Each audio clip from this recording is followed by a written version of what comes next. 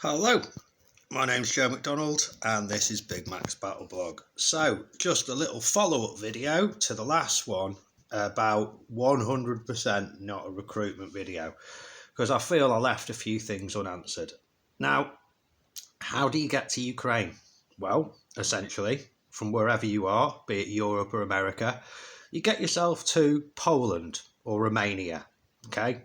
A friendly NATO country that borders Ukraine. Then you get on a bus or a train and you go into Ukraine. And you want your destination to be either Lviv, Ternopil, or Kiev, because those are the three main recruitment hubs. And once you get out of there, you're going to find a soldier and you're going to use Google Translate or DeepL or something like that. Or if you've been really good, your now learned Ukrainian language skills to find out where you go to sign up. What are you going to need? Well, you're going to need your passport, which obviously you will have with you anyway. As you've travelled there, you're going to need, if you want a job other than infantry, some kind of documentation or photographic evidence to show that you have experience with mortars, artillery, air defence, armoured vehicles, signals. I missed out signals, but yeah, that's definitely a skill that's needed. Especially if you're more modern with your signals, because these days the army relies more on the internet and 4G than it does on radios. So being able to set them up, but we still use radios quite a lot, being able to set all that sort of stuff up is important. And what you're also going to need is some money. Okay, as I mentioned, once you get to the combat zone, the pay is pretty decent. But from the moment you get into Ukraine to start doing your paperwork, to get sent to a unit, and then have the unit do yet more paperwork and get on the payroll, it could be like 2 to 3 months of you being in country before you get your first full paycheck. There's every chance that you will arrive at your unit like midway through a pay cycle, so you'll only get like half that. So if you want to come to Ukraine to serve, you're gonna need like £2,000 to £3,000, euros, dollars in your bank account to sustain yourself before you're actually in the getting paid. Fortunately, hotels, food, cigarettes, restaurants are all very cheap in this country. And there's plenty of if you're smart enough, instead of staying in a hotel, if you know you're going to be in a place for like 2 weeks, it's probably cheaper to rent an apartment for as little as 2,000 or 3,000 hryvnia, which is less than £100. Yeah, less than £100 a month, depending on where you are in Ukraine, than it is to pay for hotels, even the cheapest ones every day. So yeah, those are your basic steps. Now you're with your unit, and again, if you fall into the hallucination that so many recruits do, that because of some dude you've met has told you that there's some other unit that's way better than where you are, or where you've picked, or where you've been told you're going to be sent, then you might interrupt a pay cycle there. You can't just switch unit and keep getting paid at the same rate. It's not how it works. So be aware of that. But once you get to your unit, you're going to be issued kit. Now, a lot of foreign volunteers like to buy their own kit, or they've just got it in their heads that they only want to wear multicam, basically, because it's better, because that's what NATO wears, right? In my opinion, The Ukrainian army issue uniform is very well made. You know, I admit quality seems to have gone down a little bit. Like the winter trousers I got issued recently are not as good as the ones I got issued when I first came to Ukraine.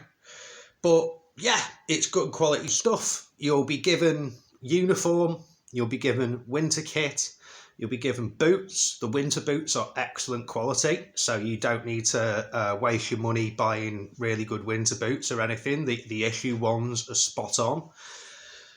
You'll be given armour. There's a whole variety of armour plates that you might get issued.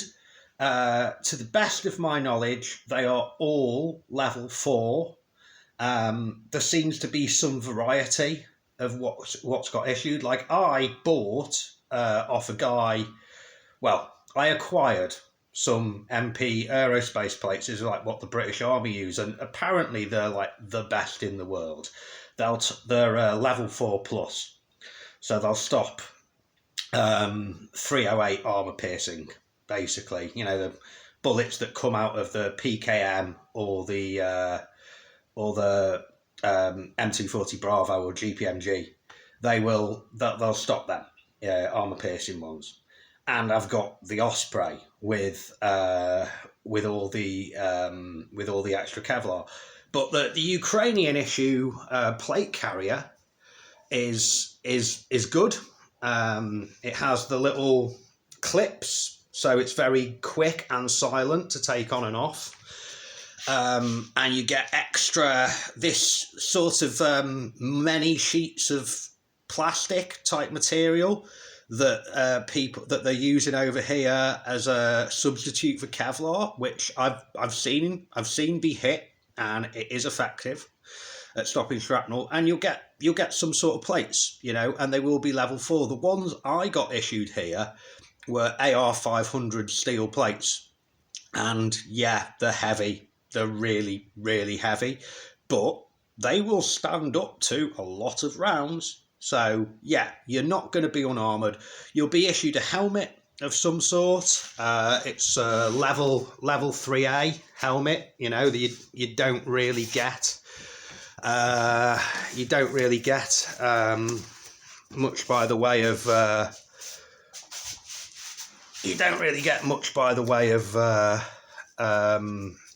level 4 helmets. But yeah, here's the helmet I was issued. You know, yeah, you know, it's a perfectly adequate helmet, a little bit heavy. But what lots of people choose to do here is to buy their own kit. So there's the helmet I bought for myself, and that's, again, it's a level 3A helmet, but it's just lighter and a little bit more comfortable, and it's got attachment points. So if you want like a torch or a GoPro mount or something like that on it, and that's another thing. You know, if you're coming to Ukraine to serve, and there might be some bits of kit that you really, really like, but digging out all your old DPM stuff or the stuff you were issued when you were in another military years ago, it's kind of not necessary. You know, if you've got something you really like, or something that's particularly good for wintertime or whatever, then yeah, sure, bring it. You know, but you're going to be issued kit, so you don't need it. Basically, you know, come with lots of wool socks and decent quality underwear. You know, long johns, come with that. You know, once you're here and once you've got to unit, there's going to be a post office, a Nova Poster. That's the main one that everyone uses. And there's websites like Prom and Rosetka. You know, once you're here, it's very, very easy. Just ask a Ukrainian and they will show you that website. They are in Cyrillic, but they will take a search in English in the Latin alphabet. So even though your results come up in Cyrillic, and some of the websites, at least on my phone, don't translate. You could, if you type in silencer or suppressor, then a bunch of those things will pop up, and based on the caliber it's mounted, it's fit for, i.e. 545, then it will fit an AK, for instance.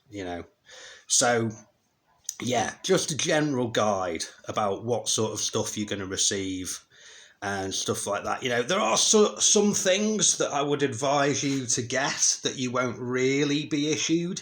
Like, they give you a thing called a day sack or an assault pack, and it's basically it's like a kid's school rucksack with some mole on it. And we do actually use ours because we've sort of fitted them out with carry mat on the inside, so they're pretty good for carrying drones and drone batteries and keeping it all protected. But no one actually really uses those things. So you might, if you want to invest in like a nice patrol pack and an assault pack as well, that's the sort of thing you should be thinking of as a start. If again, if you don't want to wear digicam, you can buy stuff in multicam. It's like that. So yeah, other thing that you're going to be issued is a weapon. And the thing is, you are going to get issued an AK, whether it's an AKSU like I have, or whether it's a full-size AK-74. You're going to be issued one of them. You might end up in a unit that has M4s. There are some units out there that have even wacky and wilder things like FN2000s and SCARs and stuff like that, but don't expect that. That'll be pure luck and happenstance if you happen to get them. But generally speaking, they don't come with an optic. Obviously M4s come with all the rails and stuff attached, but 90% of the time, 90% of the units that you go to, you're going to get issued an AK. Now, if you want to get an optic for it, which I highly advise, you want to get a rails kit. Now, mine, as you can see, is mounted on this little block that is fitted onto the front sight housing area. I'm not actually sure what the technical term would be for that. But you can get kits for the AK that will fit on the rear of your rifle there. They will replace the rear, the top cover, and just knock the fucking ashtray over. Jesus. They'll replace the top cover, and you can then fit an optic that you like. I would personally recommend a primary arms 3 times the magnification red dot. It's robust. It gives you that little bit of extra magnification, which for people like me who've got 40-year-old eyes is definitely a help. And yeah, it's pretty affordable. I think they are around €400, which is expensive, I know, but you're gonna, once your first combat pay comes in, I would advise spending most of your first combat pay on getting the kit that you feel is appropriate for you. After all, you can't spend it if you're dead. So yeah, and that's I guess that's about it. That's all the stuff I feel I need to cover in this video. So it's goodbye from me, Joe McDonald at Big Mac's Battle Blogs, and as always to our Russian and Vatnik listeners, especially the people now telling me in the comments that they're going to find me. Idi Nahoy Zalupa, come and have a go if you think you're hard enough.